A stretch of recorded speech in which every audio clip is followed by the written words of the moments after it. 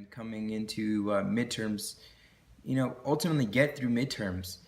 And so I just wanted to kind of explain who I am and how it works at UNM. I know it's kind of late for that now, but so my name is Josh Melendez, and my major was communication and journalism, and a minor in business.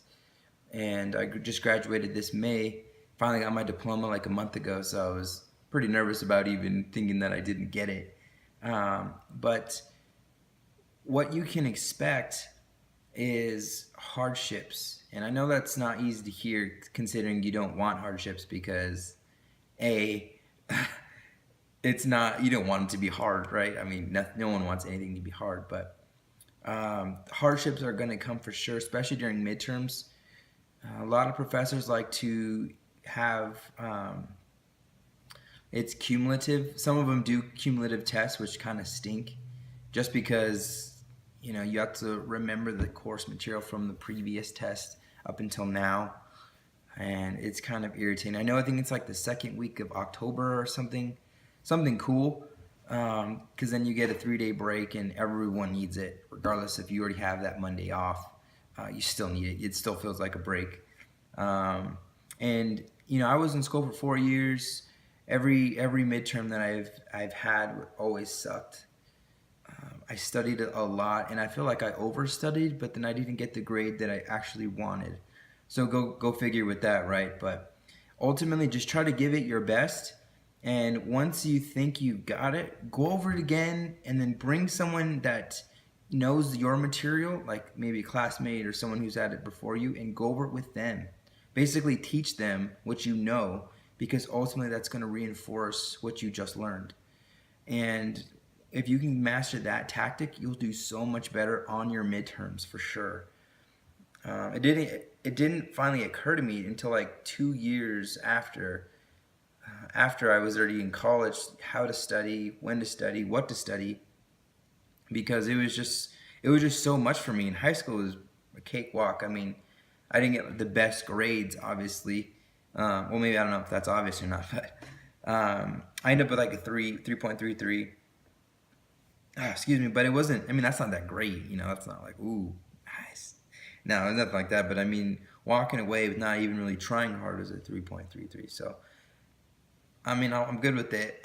I'm good with that. So, ultimately, if you weren't that great in high school, don't let that define who you are in college, because you can always change for sure. I mean, everyone can always change. You can have more time to study for things now. If you have a full-time job, I salute you, because I know I had a part-time job and it was still really rough. So I can't even imagine with the full-time job and then going to full-time semester. So kudos to you. But if you don't have a full-time job, consider it an advantage, because now you have more time to study. Now you have more time to actually make for homework and tests, and eventually just knowing your stuff. Read everything they tell you to, and then try to read some more. But what does more look like? Well, if there's secondary sources to whatever you're trying to know or read about, read it, because ultimately that's going to advantage you. So, and then also just for your kind of seeing the future, like the next step. A lot of freshmen and sophomores had to take their core classes for UNM, for university classes, and those really suck, because oftentimes they're like just as hard as your main classes. I know I had dance appreciation and art history, and I'm like thinking to myself, oh, cake, cake, I love cake. And so, man, it was probably some of the hardest studying I've ever had to do, and I didn't even get that. I wasn't even that great in it, like art appreciation, I got a 79, right in the heart. Are you serious? 79? Oh. And then dance appreciation, I got an 88 or 89 or something like that. And I'm like, oh, what? How can we get an A? I mean, these are like easy classes, but they just load on so much material, and it's just like, when does it end? So my whole point is that it will end, and you will get through it. But at that moment, at this time, just push through it. Ultimately, just study your butt off, because at the end of the day, just getting the grade is what's going to count. And that's what you want. Just learn it and forget it. because it doesn't benefit you in the future. I mean, dance appreciation. I think the only thing I really learned was that flamenco is pronounced flamenco instead of flamingo.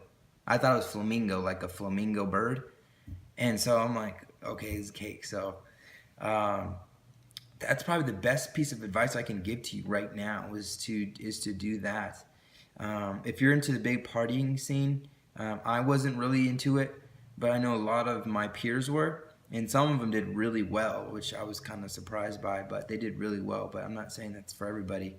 If you can stay away from it, I mean, I would highly encourage it because that just leads into more bad things. You know, you get into this mentality of, oh, I'm gonna go party, party, party, but then you don't have any time for your studies, which is why you're there in the first place. I mean, you can party all you want if you're into that after college, you know, but right now I think it's a good time to buckle down and ultimately take advantage of all that money that you or your parents are putting into your education, and ultimately to get a better job. That's why you're there, is to ultimately get a better job, get a higher paying job, and get a job that you probably couldn't have gotten if you didn't have a diploma.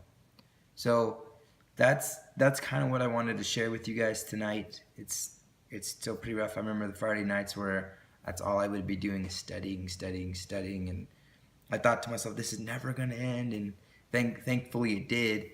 Thinking about going back to get my master's, but we'll see about that too. So ultimately, just keep your head up, keep your your spirits up for sure, because it'll come, especially depending on the degree.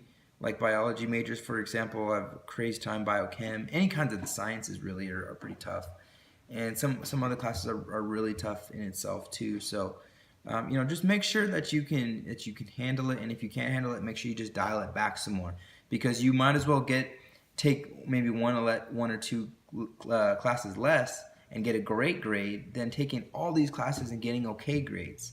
That's kind of what I did. I would take all these classes because I wanted to appear that, yes, look what I'm doing, but I wasn't really completing it. So that's kind of what I had on Friday night. Make sure you stay tuned for some more awesome college videos and what to expect. Until then, J-Mail out. We'll catch you later. See ya.